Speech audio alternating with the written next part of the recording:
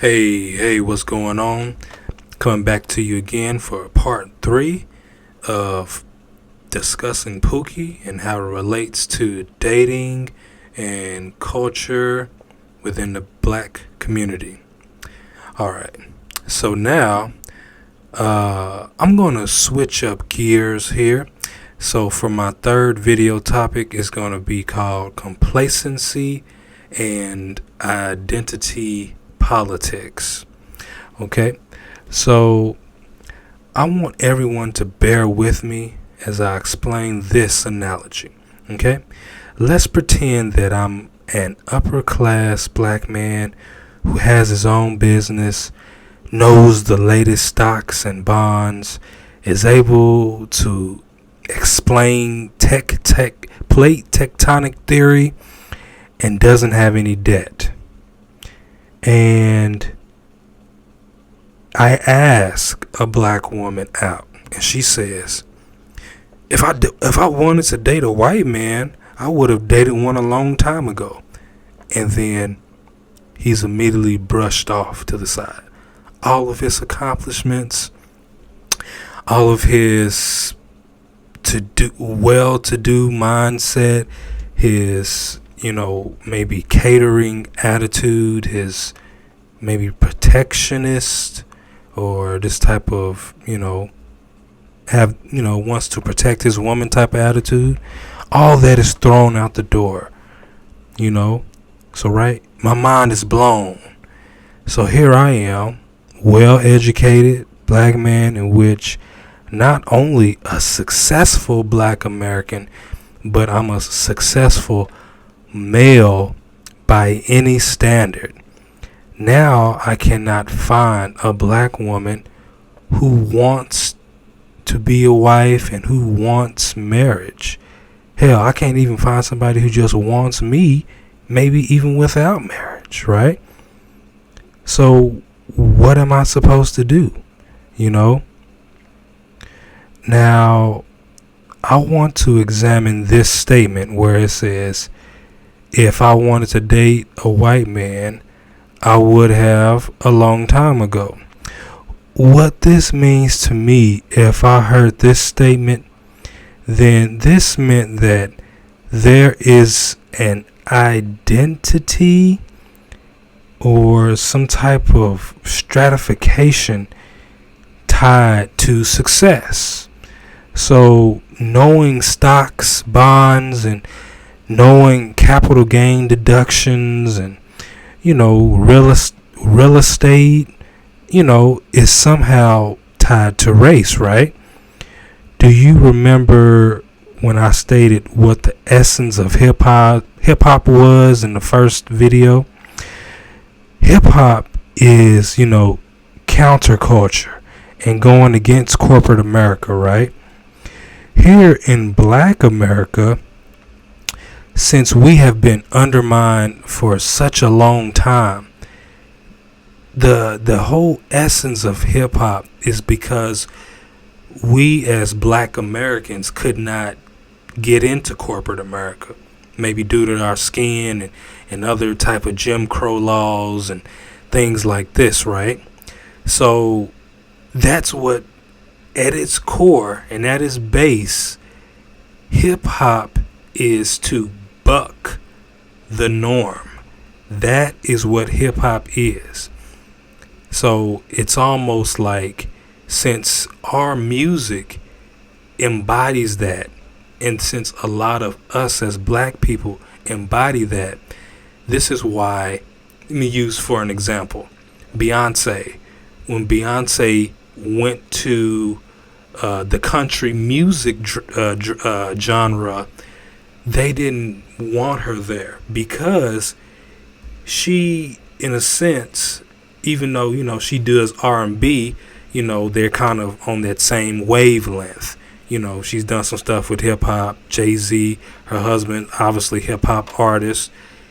Our presence alone means that we're trying to counter the dominant culture or challenge the status quo, even if we're not doing anything. Just our presence alone. And that at its core is what hip hop was supposed to be. You see? So what does this got to do with anything? So here we go, right?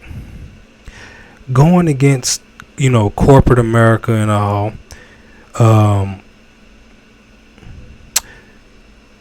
the conundrum we have with success and identity politics, it really goes back to how you identify as an individual, right?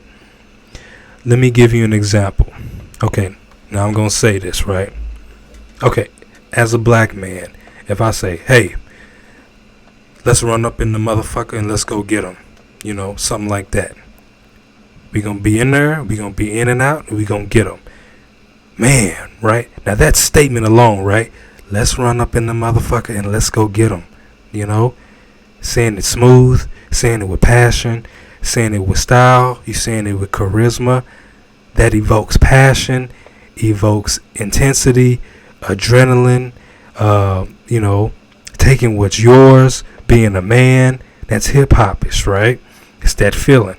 Now, juxtaposed to talking about, let's just say, I'm a researcher who just graduated from college, and I pronounce all of my gerunds with G's, and I make sure all of my I's are dotted and my T's are crossed, and I make sure to enunciate every single vowel and make sure everyone knows that I don't have any run-on sentences, Oh, well, you see, talking like this, right? That is associated with white people, right? Which it shouldn't be. Just like if I'm saying, hey, I'm going to run up in there and go get the motherfucker, something like that, that shouldn't automatically be associated with, a black person, right? It's just a lot of our hip hop, and since we've been trying to bust in to certain places, figuratively, for the most part, right? Just trying to be known in our presence. So we have to have that type of aggressive mindset, which kind of maybe comes with the Pookie and the Ray Ray, right? Now, a Pookie and a Ray Ray, they're not going to be trying to pronounce gerunds with G's and, making sure every I is dotted and every T is crossed, right? They just going to say, hey, I'll be there. You know what I'm saying? And you're gonna go from there, right?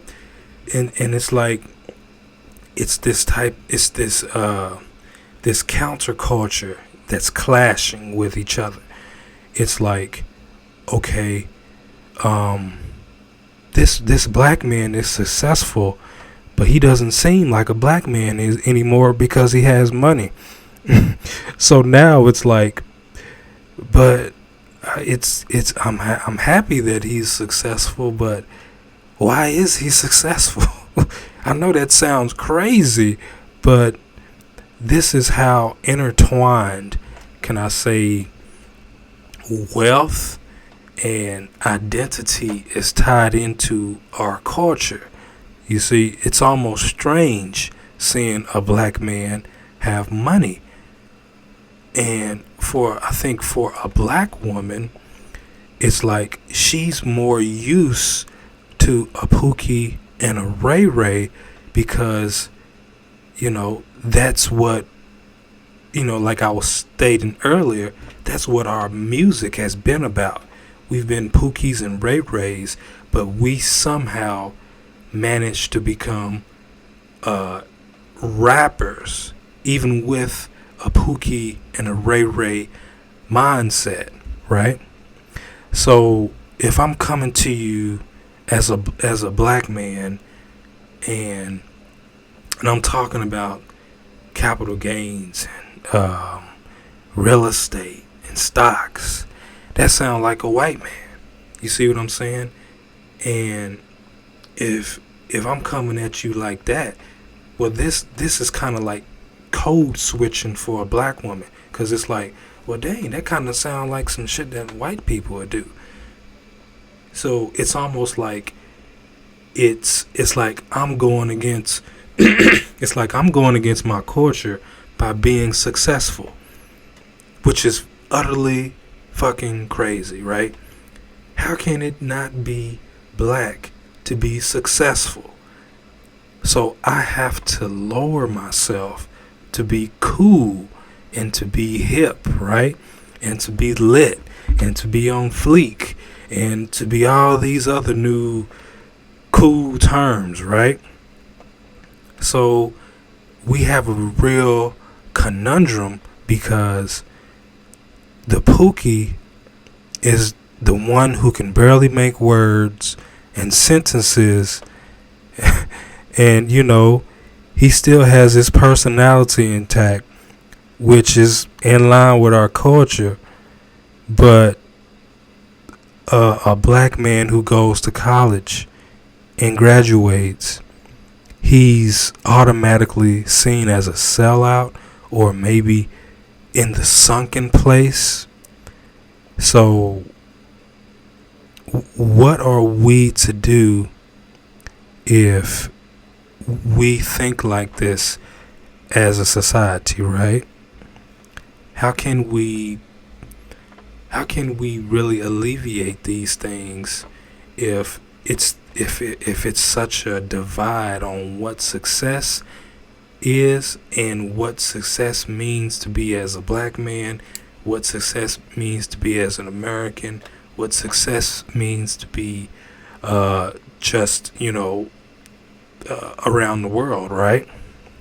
So my whole thing is to, for me, I'm not judging anybody as a Pookie and Ray Ray. Like I said, I see everybody as human beings first, and everybody has their flaws. So I don't think it's fair to just say these are automatically the dregs of society and they don't deserve any type of, can I say, dignity.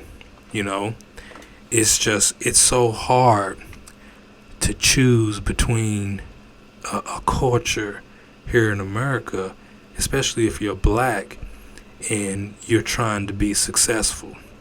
You always toe the line between being a coon or some type of Democratic shield, a Republican sellout, or something. You always, no matter what you do, it'll never be enough. So for me, I just say, hey, you talk what you know, and you let the rest go. And this has been, my take on why on black women see us as Pookies and have less respect of us in regards to us being the men of our society. Thanks. Bye.